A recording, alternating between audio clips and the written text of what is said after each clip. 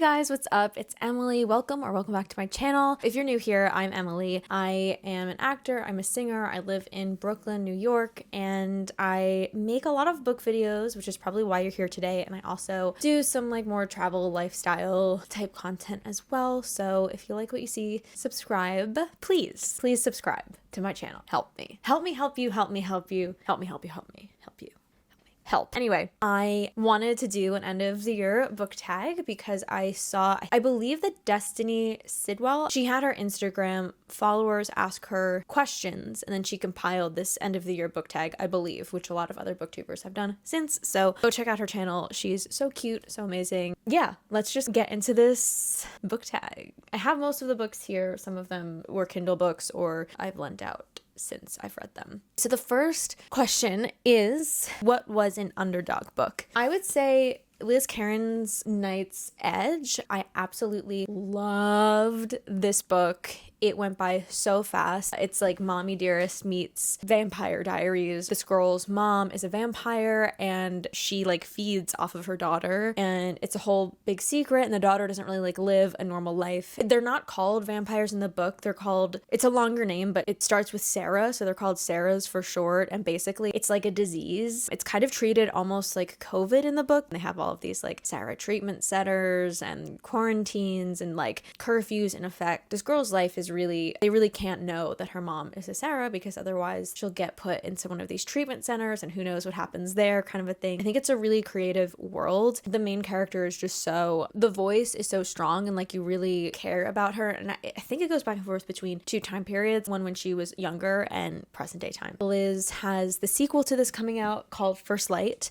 in April, but I got an advanced copy of it, so I'm going to read it soon. I'll let you know how it is. Next question is, what was an overhyped book you read? So I have two answers to this. They both have different levels of hype that didn't meet my expectations, if that makes sense. The second one was like so hyped up, and like the first one was hyped, like it was like popular on Bookstagram and stuff like that. And that book is romantic comedy. I saw a lot of people reading this and loving it. I read it and I was just like, I did not connect to it that much. It's basically divided into 3 chapters, and the first chapter was really difficult to get through. I almost DNF'd it, and I don't DNF books. It's my toxic trait. It's basically about this writer on an SNL type show. They just don't use the word Saturday Night Live, but that's basically what it is. The first chapter follows her through Monday through Saturday. It kind of goes by like time. So it's like Monday at 7 a.m. There's not a lot of like chapter divides. There's no chapter divides. There's only 3 chapters. The first chapter is like a lot of heavy text, heavy description, and I just didn't feel super connected. It was boring to me, honestly. The second chapter was more interesting because it involved emails back and forth between 2 characters, and then the third chapter I liked as well. It was a little bit better, but overall I laughed a little bit and like it was cute, but I just felt like the level of hype that this book had just didn't meet my expectations. So that is why I am saying it was an overhyped book. The second overhyped book, I really love this book, but I do think the level of hype that it has gotten is a little confusing to me, and that is Fourth Wing. I gave this a 4 out of 5, and I gave Iron Flame a 5 out of 5. I'm not saying that I don't like these books. I plan on reading the whole series. Like, I think they're great books. It's like Twilight, Hunger Games, Harry Potter level like fandom hype I feel like it's getting at, and I don't get that. That's just me, and like I'm really happy that people have like found themselves in these books. I'm so happy. Like, I love it when books do that. So I'm not hating on the series. It just, to me, the level of hype it received, like I didn't connect to it. Sorry, don't hate me. A book that surprised me. My Dark Vanessa actually surprised me. I have been reading a lot of like fast moving fantasy, rom-coms, whatever, and I was like, I'm picking up this book that's literary fiction, and I was kind of expected to kind of get through it slowly and have it be not a chore, but more of like a bit of work to get through it, just based on the other types of books I'd been reading. It went by so fast. Like, it was so beautifully written. I was just really surprised at how I flipped through these pages reading literary fiction after just reading so much fantasy and comedy, as I was saying. Check out the content warnings for this. There's a lot of potentially triggering material in here, but if you can handle it, I definitely recommend it. This book really did surprise me. I was expecting to kind of be a little bored when I read it. I was not bored. This one is my favorite book couples of the year, so I'm gonna say, if you have not read the entire A Court of Thorns and Roses series, if you have not read The 7 Year Slip, if you have not read Maybe Someday series by Colleen Hoover, Happy Place Mass or All Your Perfects by Colleen Hoover. Skip this section. I will say the biggest spoilers are the A Court of Thorns and Roses series because all the other ones are more like rom-coms, so you kind of like know. Well, I will say All Your Perfects, I think they're already together by the beginning of the book. So I would just say if you haven't read A Court of Thorns and Roses, maybe skip ahead. I'll leave the time here to skip ahead too. Let's go. My favorite book couple of all time is Nesta and Cassian. Obviously, anyone who knows me knows that this is my favorite book of all time. Nesta's my favorite character of all time. And their relationship is just so... There's a lot of tension in the beginning. That dynamic of him being assigned to like train her. God, the spice scenes in this book are so good. But that's not even why they're my favorite couple. Like, they're super sexy. I just love the beauty of the journey of their relationship and how they get together because they're both so closed off and like they've just been through a lot. Their journey to open up and like find each other is just so beautiful. Definitely my favorite book couple of the year. I'm going to be mentioning this book a few times though, so I do want to mention some other ones. Clementine and Iwan, I think, in the 7-Year Slip, the journey of where they were when they first met and then where they are now. And if you read the book, you get it. I don't want to give too much away. I also obviously love Pharaoh and is it Rysand, whatever, you know. I do love them. I wasn't the biggest fan of them in A Court of Silver Flames, but when they are the main characters, especially Rysand and Court of Silver Flames, when they're the main characters, I really enjoy them, obviously. I mean, duh. I also really love Sydney and Ridge from the Maybe Someday series. I will say in the last book, so there's like one book, a novella, and a third book. By the third book, I was kind of sick of them. When you're reading like a rom-com or like a romance, the first book is the whole lead up to like their relationship. The third book, like they're already together and they're already happy, so it's kind of like whatever. I was kind of more into, I think her name was like Annie's relationship at that point. Specifically in the first book of that series, they were just so snug and so cute. Definitely recommend the series. Harriet and Wynne, obviously from Happy Place. Need I say more? And then Quinn and Graham from All Your Perfects. Oh my god, All Your Perfects is like the most slept on Colleen Hoover book ever. I love it. I would definitely check that out if you're like a softie like me. Spoiler section over. Next one is my favorite main characters of the year. Obviously my favorite main character of the year is Nesta from this book. I guess technically she's not like a main character in the first 4 books, but in this one she definitely is, and she is my favorite. Everyone knows she's changed my entire personality. I think about her every day. I'm like considering just like making a like hour-long video breaking down her entire journey and why I love her and like dressing up like her. I probably won't do that and embarrass myself, but I want to. Okay. I also love, I guess I'll just pull this one out, but from the whole Throne of Glass series, Selena Sardothian. What can I say? Sarah J. Maas writes badass women leads, and I love all of her main characters. So obviously Selena, her arc, her journey is absolutely amazing. I also do love Pharaoh as a main character. Between Pharaoh and Nesta, like Nesta is more interesting to me because she is not like a morally perfect person, and I just always find when your main character like knows the difference between right and wrong and they always choose right, even if it's hard, like it is like at some level like it gives Disney princess vibes. I'm more interested in people that like are kind of a little, they've made a lot of mistakes and they have to like deal with themselves. I find that kind of story a lot more interesting, and that's definitely more of like the Nesta route. I'm not going to talk about Nesta anymore. I feel like you guys have like had enough, but I do love Violet. These are all characters, by the way. I am an actor, so I'm thinking about like if I were to play a character, like honestly I have 5 characters here and they're all main characters of fantasy books, all badass fantasy characters, and I want to play all of them. I do love Violet. I love like her,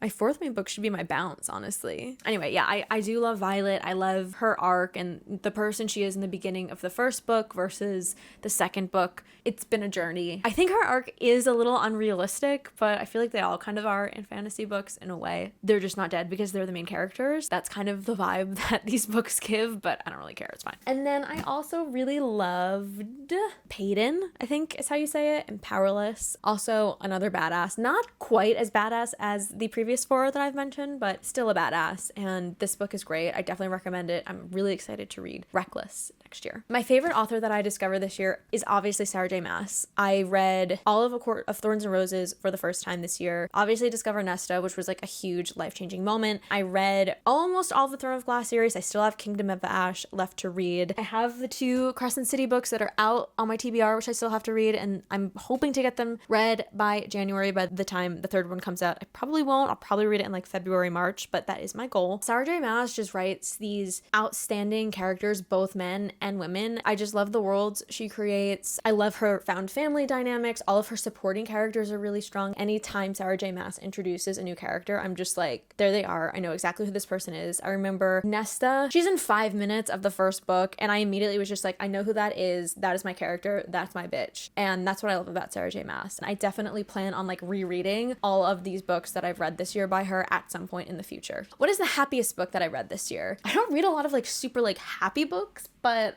I don't read necessarily all sad books, but like happy is like a really strong word. But I will say When in Rome, this was a pretty happy book. This was a rom-com. It was really cute. I really recommend this one. It's about this like pop star that needs a break and she's super burned out. So she goes to this little town in Kentucky called Rome, Kentucky to just take a break. Her car breaks down in front of this guy's lawn. And so it's a rom-com. You can probably guess what happens. I love the trope of famous person like goes to small town and discovers the meaning, like the true meaning of life kind of a thing. I would say this is the happiest book that I read all year. Okay, the most frustrating book I read this year. I have some questions for you. When I read mystery thrillers, I need twists, I need turns, I need to gasp, I need to be surprised at every moment. But if not at every moment, especially at the end, like I need closure. This book had like no closure. I felt like I read the first third of the Rising Action, the whole book, and it was so frustrating because it's also like it's not like the longest book, but it's definitely not the shortest to like, yeah, it's like it's over 400 pages. It's like, for what? This was so frustrating to read, and I probably should have DNF'd it, but I thought that something was gonna happen at the end because that's what happens at the end of thrillers, right? What is the longest book I read this year? It is A Court of Silver Flames. This book was, I think, 757 pages long. Or if you want to count my tandem read of Empire of Storms and Tower of Dawn, because I read them together, that was like something like 1,300 pages. So maybe if you want to count that, we can do that, depending on what you deem appropriate. The shortest book I read this year was Maybe Not. It was a novella. It's the second book of the Maybe Someday series by Colleen Hoover. It's a really cute little like spin-off of 2 of the supporting characters, and it goes by really fast. And I would definitely recommend, like, if you read that series, just like read all 3 of the books. My favorite book covers of the year. I really love Yellowface. I think it's just like a really simple, clean cover. I also love The 7-Year Slip because I think I love yellow. And then I also really love Powerless for some reason. Like, there's just something about it that I don't know, like I just like it. It's kind of a nice mixture of like a little girly and a little badass, and I like it. A book I haven't stopped thinking about. Okay, we all know it's this one, but I'll give another answer so that all of my answers aren't Akos. Another book I haven't stopped thinking about is The Woman in Me by Britney Spears. I listened to the audiobook narrated by Michelle Williams. After I read that book, I thought about her a lot. I listened to her music again. Her story is just like, we've obviously all kind of like been following it, but hearing everything in her own words, I think about it like almost every day since I've read it. And I definitely recommend it, especially if you have ever been a fan or have ever followed like her story. It's Britney. Like, it's Britney. You've got to read it. The cringiest read of the year. So I was sitting down and scrolling through my reads, and I was like, I haven't really read anything that was like cringy. I guess in a way, Yellowface is like purposefully cringy. For intentional cringe, I'll say Yellowface. And then it's not even like cringy like in the normal way. It's just like, it's almost like painful to read, which is Friends, Lovers, and the Big Terrible Thing by Matthew Perry. It's a difficult read because it's all focused on like kind of like how he overcame these lifelong addiction struggles, and he just recently passed away. So reading through it and hearing him talk about it, it was hard to read knowing that he has passed away so recently. And I also listened to the audiobook, so it was narrated by him, and it was just like, like it hurt. But it wasn't like cringe like Matthew Perry's so cringe. It was cringe because it was like sad and upsetting, if that makes sense. An unpopular book I loved. I don't know if unpopular means everyone hated it and I loved it, or just unpopular meaning like not a lot of people know about it and I loved it, but there's not a book that everybody hated that I loved. So I'm gonna go with the second interpretation of that, which is, here's a book that I didn't hear a ton of people talk about and I really loved it. And that book is The Unmaking of June Pharaoh by Adrienne Young. I said in my other video, my only complaint about this book is that I wish it was longer. I wanted to explore like a lot more of the dynamics, and it's just a short little read. It's about this girl, woman. It's about this woman, June. Her grandmother passes away in the beginning of the book. Her mother disappeared like when she was a baby, so it's kind of about her discovering some stuff about like the women in her family and that lineage. It is fantasy. The first 80 pages were a little slow, but after that I was just like really into to it. I just kind of wanted more, honestly, but I really love this. So the book that was the lowest rated on Goodreads that I read, and the book that was the highest rated on Goodreads that I read, and do I agree? The lowest rated book on Goodreads that I read this year was Advika and the Hollywood Wives. And then the highest rated book that I read this year was A Court of Mist and Fury by Sarah J Maas, which is the second book of the A Court of Thorns and Roses series. So do I agree? I will say that tracks, like that adds up to me. This was not my least favorite book of the year. It was probably like one of my least favorite books of the year, but it wasn't like a bad book. It just wasn't like super amazing. But there are definitely books that I enjoyed less than this book. I would say this is my least favorite book of the year. Obviously, my highest rated is this one, but same series, so whatever. Okay, my favorite book quotes of the year. I'm gonna try not to cry. So I have 3 here. The first is from A Court of Silver Flames. I can't cry. That's stupid. Amber put a hand above Nesta's heart. That's the key, isn't it? To know the darkness will always remain. But how you choose to face it, handle it. That's the most important part. To not let it consume. To focus upon the good, the things that fill you with wonder. She gestured to the stars zooming past. The struggle with that darkness is worth it just to see such things. That like sums up the book for me too in a lot of ways. So I just think that's beautiful. The next one is from All Your Perfects. It's kind of like vows, I guess. So I just kind of picked like my 3 favorite ones. I promise to love you more when you're hurting than when you're happy. I promise to love you more when you're crying than when you're laughing. I promise to love you more when you hate me than when you love me. And then of course, my third quote is from the Britney memoir. Shaving my head was a way of saying to the world, F you. You want me to be pretty for you? F you. You want me to be good for you? F you. You want me to be your dream girl? F you. I had been a good girl for years. I'd smile politely while TV show hosts leered at my breasts, while American parents said I was destroying their children by wearing a crop top, while executives patted my hand condescendingly and second-guessed my career choices even though I'd sold millions of records, while my family acted like I was evil, and I was tired of it. Anyway, moving on. Book with the most unique concept I read this year. This was not one of my favorite books, but I do believe it could have been due to the fact that I listened to the audiobook version of it, and for some reason, no offense to the narrator, it's just my relationship to the way they were narrating took me out of it. It wasn't my favorite narration I've listened to. That book was Caraval by Stephanie Garber, who also wrote the Once Upon a Broken Heart series. I did think it was a unique concept. It's about this girl who goes to, I can't even like describe it. It was just unique. A book this year that I would reread. Obviously, this one gonna reread a lot. I would also reread Empire of Storms just because I'm glad I did the tandem read, but I would just love to read this book all the way through alone. I would also honestly reread if I ever had the chance or felt like it again. Like I would reread Iron Flame just because it was so dense. Like the world building is so much happens in it. I would definitely reread this. I feel like there would be a lot of stuff that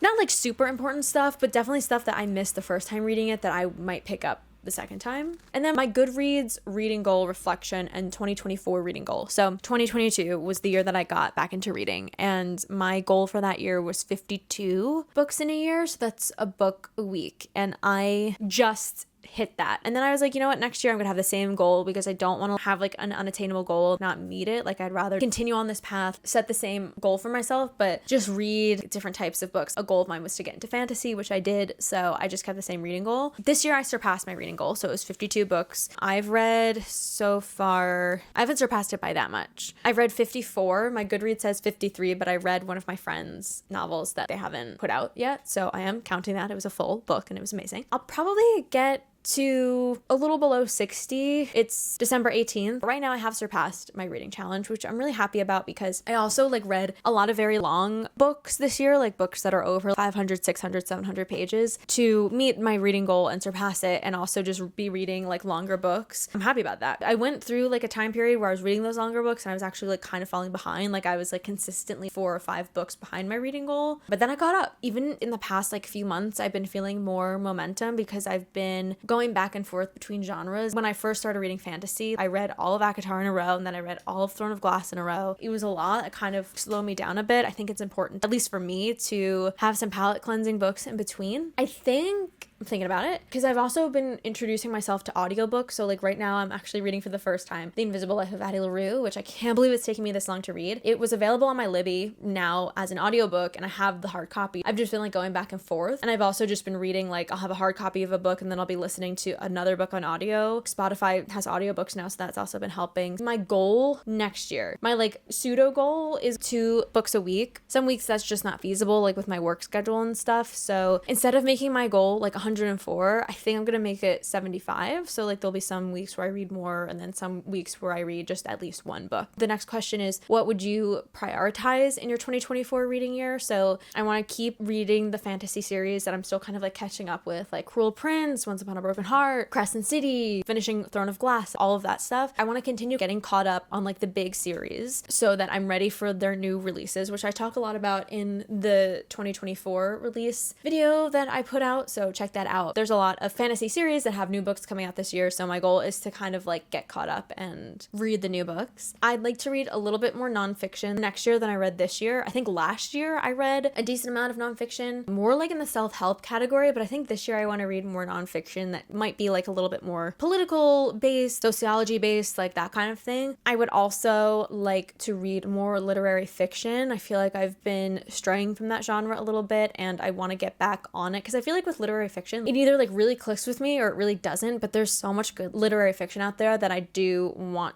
to pepper that in with my reading experience next year. My main goal, I guess, is just more variety, to continue like having more variety. This year I definitely expanded my genre taste, and so I just want to keep going further with that. Less of a focus on book count and more of a focus on page count, just because when I focus on book count a little more, it feels more like a job, having the attitude of I'm gonna read 50 pages in the morning and 50 pages at night. That's 700 pages a week. That's about 2 books. I feel like that makes sense. Just the goal of like continuing to make reading a habit and less of a goal of like how many books have I read. Like I want to make sure I have enough books to talk about like at the end of the month for my reading wrap up, like all that stuff. A little less product based mindset, a little more process based mindset on just like my reading goals, if that makes sense. But that said, I do want to read 75. I mean, I would love to read 100. That's like kind of my goal, but like my real goal set in stone that I think is attainable for me definitely is 75. And so that way I'm leveling up, but I'm not putting too much pressure on myself, because reading should not be about pressure. Like I don't want to feel like I need to like rush through books. Like I do want to enjoy the books that I'm reading. If there's a book that is a little more dense, I want to feel like I can take the time to read it and process it and like not feel like I just have to push through because of some ridiculous reading goal I've set for myself. So that's the end of the year book tag. Thank you guys so much for watching. If you read any of these books, if you have differing opinions than me, if you agree with me on some things, you know, let's talk about it in the comments. I love being part of this booktube community, even though I'm kind of new to it. It's just fun. Like it's very wholesome to talk about books with people. I'm really excited for 2024 and to kind of continue doing that and continue reading more variety and giving you guys some good recs. One more goal that I have for 2024. This year I read a lot of like popular books that probably a lot of you guys already have like heard about or know about, and I want to continue doing that too, because I want to stay up to date and have discussions about those books as well. But I also want to like try to discover some new books for you guys and to kind of be able to contribute that to the booktube community. Yeah, anyway, thank you guys so much for watching. Have a great week and I'll talk to you soon.